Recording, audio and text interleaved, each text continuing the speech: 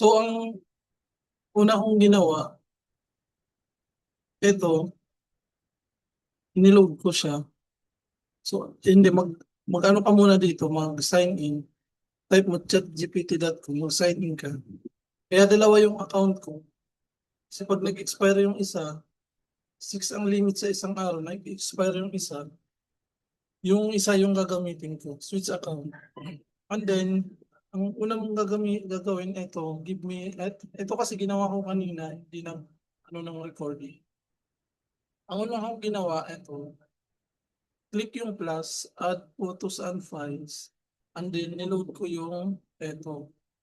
niload ko siya. Tapos, tinype ko to, give me realistic. Nandun. Tapos, nung nagawa na, ito yung lumabas.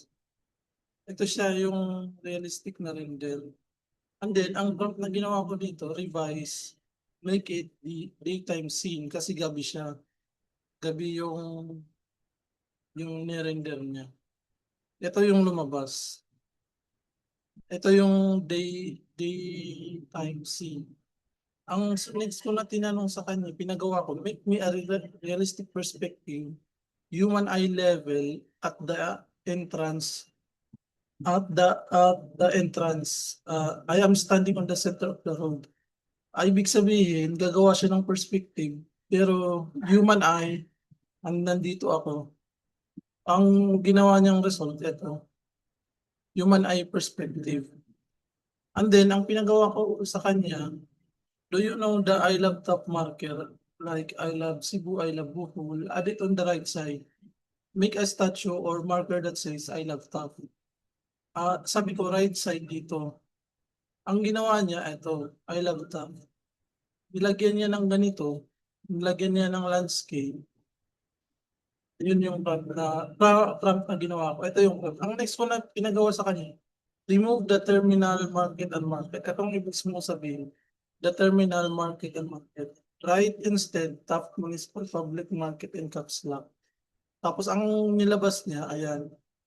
Pero niretain niya yung I love top. Pwede mong sabihin na ulit na ano, remove the I love top and the landscape para mawala ito. So, ito.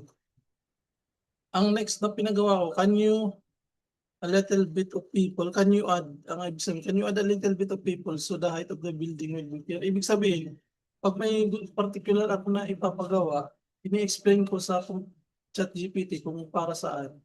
Para at least same magkaka-idea siya kung yung changes na ginagawa ko is para saan, magbigay siya ng kanyang input, saka yun yung gawin niya.